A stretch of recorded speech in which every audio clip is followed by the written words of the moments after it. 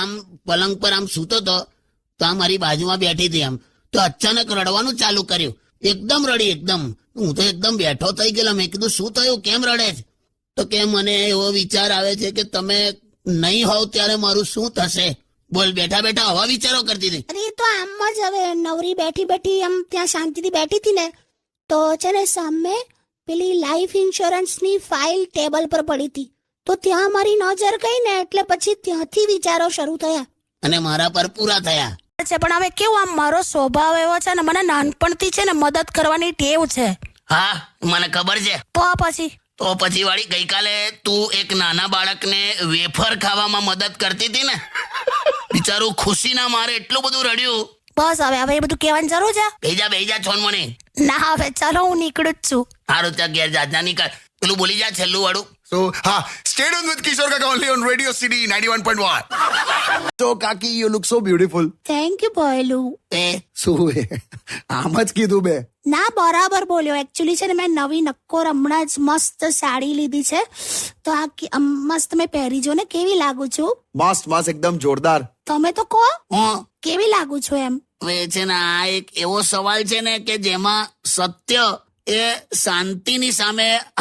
હું તો યાર એક ધબકારો ચૂકી ગયો કે હવે આ વેલેન્ટાઇનમાં બોનસ નું ક્યાંથી ચાલુ થયું એમ. પછી મેં કઈ પૈસા બચાવવા માટે મેં એને ગુલાબનું ફૂલ આપી દીધું. મેં કીધું વેલેન્ટાઇનમાં આ જ હોય એમ. તો હું કરવાનું? પણ યાર તમે પણ ખરા છો ને, અત્યારે વેલેન્ટાઇન ના દિવસોમાં ગુલાબ અપાય? તો હું કરું લીપન, પૈસા બચાવવા કર્યું. હવે એમાં શું સમજી હશે મને ખબર નથી. અત્યાર સુધી મને બેન બેન બેન કહેતી હતી, આજે સવારથી મને દીદી દીદી દીદી કરે છે. અલા પણ એટલે ભલે તને બેન કહેતી હતી, અત્યારે દીદી દીદી કરે છે ને. હા તો પણ ભલે ને દીદી એટલે બેન જ થયું ને.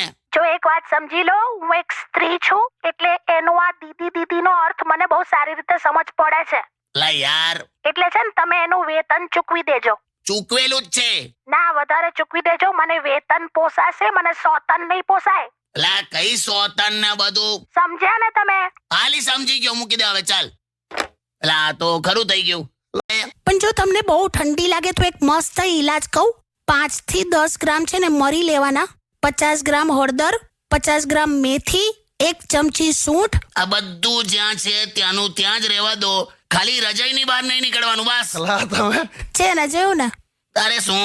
એટલે ખાટલા પરથી રિમોટ પડી જાય ને પહેલું, તો અડધો કલાક સુધી પેલી ફાલતુ એડવર્ટાઇઝમેન્ટ જોયા કરે, પણ રજાઈમાંથી બહાર નથી આવતા. બોલ કાકા, મને ગમતો જ નહીં લા શિયાળો યાર. કશું ખોટું યાર ધ્રુજ્યા કરે બોડી, નવાનું મન ના થાય. અને ગુસ્સો ક્યારે આવે ખબર છે? ક્યારે? સ્વેટર પહેર્યા પછી અંદરના શર્ટની બાંયો સેટ કરવી પડે ને, ખેંચીને આમ જો તો જો તું ગીત વગાડલા.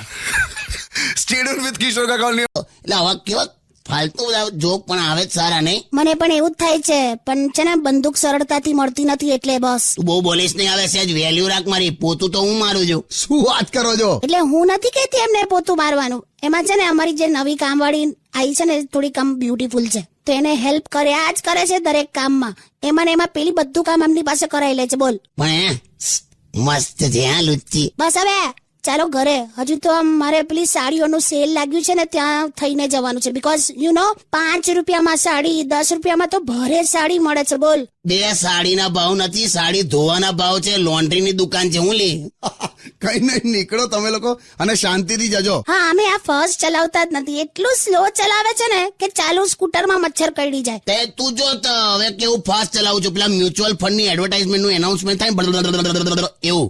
જય શ્રી કૃષ્ણ. પણ કાકી, બ્યુટી પાર્લરમાં એકદમ આમ શું કામ? એટલે વેકેશનમાં કશે જવાના છો શું? હું કશે નહીં, ખાલી મારા પિયર જવાની છું અને આ કશે જવાના છે. ક્યાં જવાના તમે? એ તો ખાલી 2 દિવસ પાટણ જવાનો છે. તમે પાટણ જવાના છો?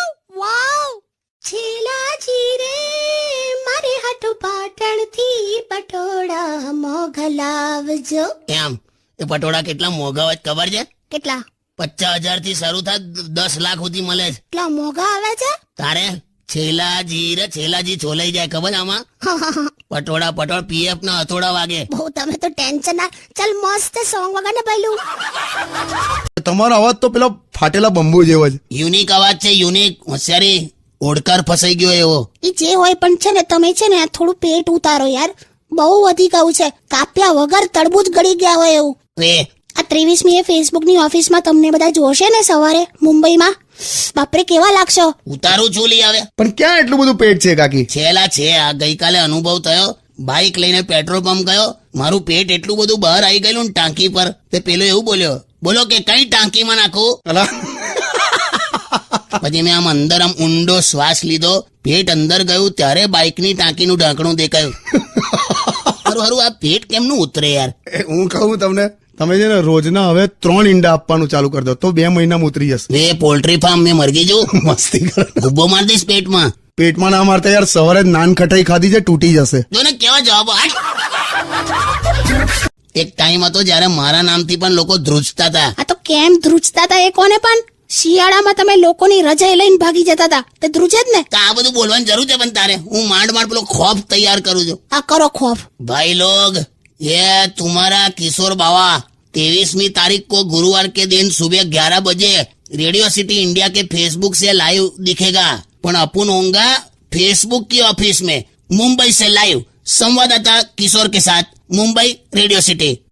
ના છેલ્લે સમાચાર જેવું લાગ્યું નહીં? વાંધો નહીં, તમે નીકળો અત્યારે, બધા તમને લાઈવ જોઈશું અમે.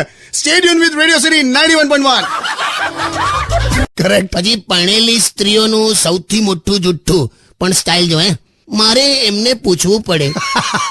હરામ બરાબર કોઈ દિવસ એક વસ્તુ પૂછીને કરતી હોય. પછી પરણેલા પુરુષનું જુઠ્ઠું, કયું? મારે એમાં એને શું પૂછવાનું કે પૂછ્યા વગર ટીવીની ચેનલ ના ફેરવી શકતો હોય, પણ આવી સ્ટાઇલ મારે. બીજી એક સ્ટાઇલ જેમ આપણે ધારો કે ફોરેનમાં કોઈને ગિફ્ટ આપીએ તો એ શું કે? Thank you. આપડી ત્યાં શું કે ખબર છે? અરે આની શું જરૂર હતી કરીને લઈ લે આખી ગિફ્ટ. કઈ નહીં, મારો બધા સ્ટાઇલ મારો. બુલેટ જીતો, સ્ટાઇલ મારો, કોન્ટેસ્ટ રમો. રેડિયો સિટી કી bullet only on radio city 91.1.